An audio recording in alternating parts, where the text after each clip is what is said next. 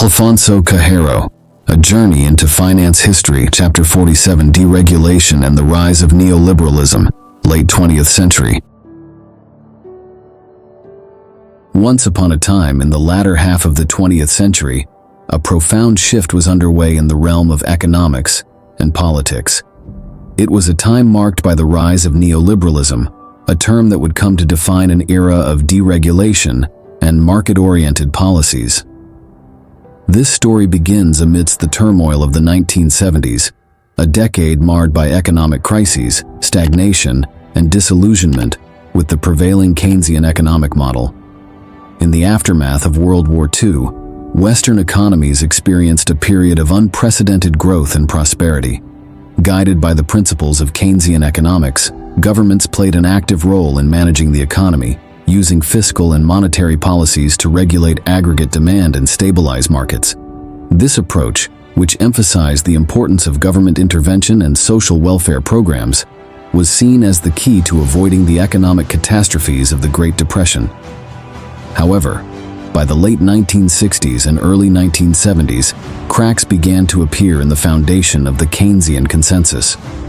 Western economies faced mounting challenges, including rising inflation, sluggish growth, and increasing competition from newly industrialized countries. The oil crisis of 1973 further exacerbated these problems, sending shockwaves through global markets and triggering a period of economic turmoil. As the 1970s unfolded, Western economies found themselves grappling with stagflation, an economic phenomenon characterized by stagnant growth and high inflation. The Keynesian policies that had guided post-World War II economic prosperity seemed inadequate in the face of these challenges. Governments struggled to contain inflation while stimulating economic growth, leading to a crisis of confidence in the efficacy of Keynesianism. In the United States, President Richard Nixon's administration grappled with the twin challenges of inflation and unemployment. Nixon implemented a series of measures, including wage and price controls, in an attempt to stabilize the economy.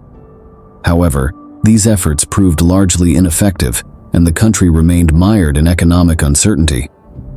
Across the Atlantic, European economies faced similar struggles. Countries like Britain and France saw their economies falter under the weight of inflation and unemployment, leading to social unrest and political upheaval.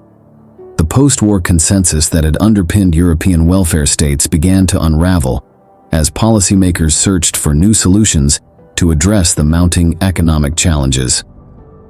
Amidst this crisis, a group of economists and intellectuals began to challenge the prevailing orthodoxy.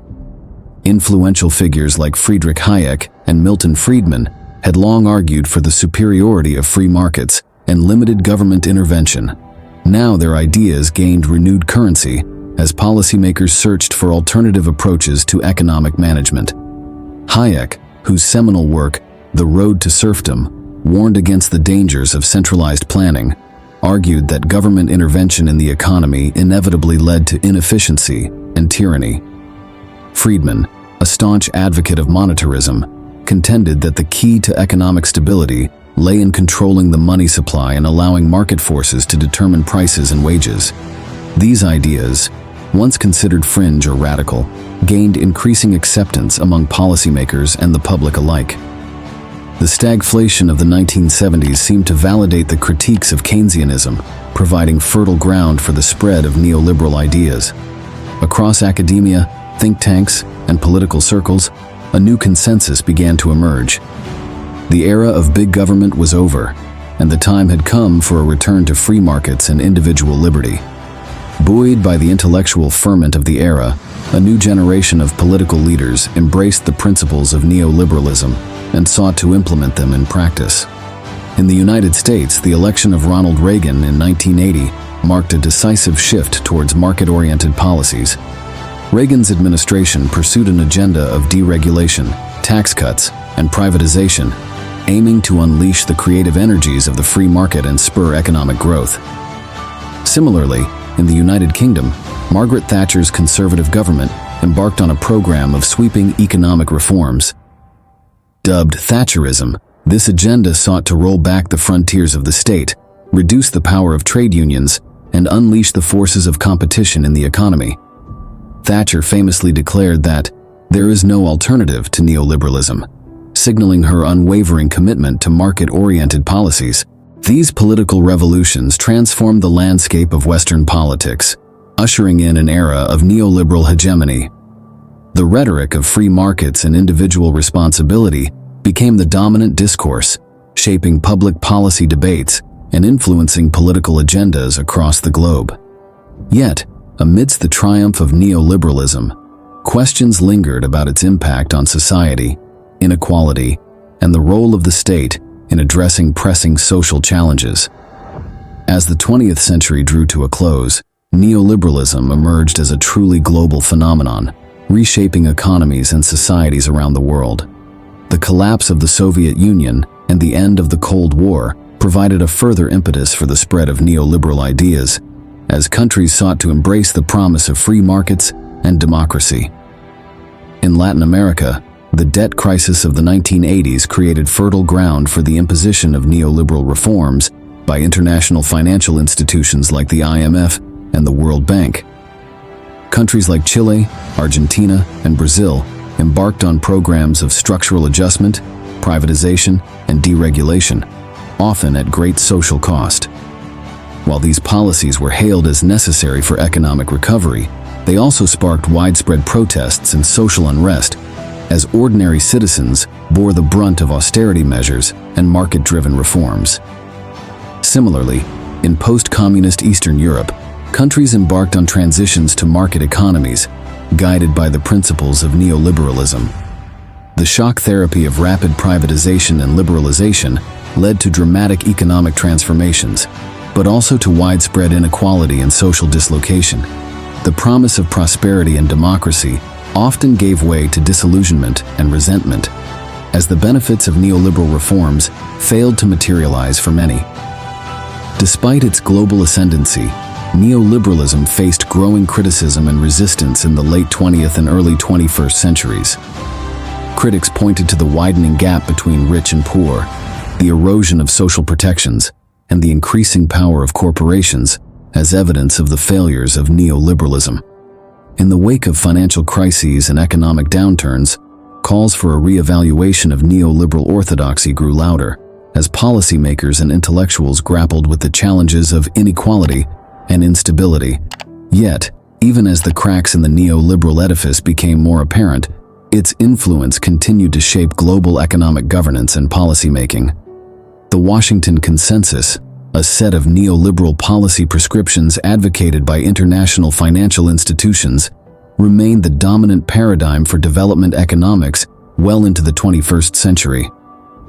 Despite the challenges and contradictions inherent in neoliberalism, its legacy continued to shape the contours of the global economy and the lives of billions of people around the world. As we reflect on the rise of neoliberalism in the late 20th century, it is clear that its legacy is complex and multifaceted. On the one hand, neoliberalism unleashed the forces of globalization, innovation, and economic growth, lifting millions out of poverty and transforming the way we live and work. The collapse of state socialism and the triumph of market capitalism seemed to herald the dawn of a new era of prosperity and progress. Yet, on the other hand, neoliberalism also gave rise to new forms of inequality, insecurity, and social exclusion. The deregulation of financial markets and the erosion of labor protections contributed to the rise of precarious work and financial instability. The privatization of public services and the dismantling of social safety nets left many vulnerable to the vagaries of the market, exacerbating existing disparities and injustices. As we confront the challenges of the 21st century, it is clear that the story of neoliberalism is far from over. The rise of populist movements, the resurgence of state interventionism, and the growing awareness of environmental and social crises all point to the need for a re-evaluation of our economic priorities and values. Whether neoliberalism will endure as the dominant paradigm of the global economy, or whether it will give way to new visions of economic governance and social justice, remains to be seen. Amidst the debates and controversies surrounding the rise of neoliberalism, it is important to remember the human stories behind the statistics and theories. For millions of people around the world, neoliberalism has meant insecurity, precarity, and hardship. From the factory worker in the Rust Belt who lost her job to outsourcing, to the farmer in the global South who lost his land to agribusiness, the human cost of neoliberalism is all too real. In the United States, the hollowing out of manufacturing industries and the erosion of labor rights have left many communities struggling to survive. Cities like Detroit and Cleveland, once thriving centers of industry, now grapple with poverty, crime, and social decay.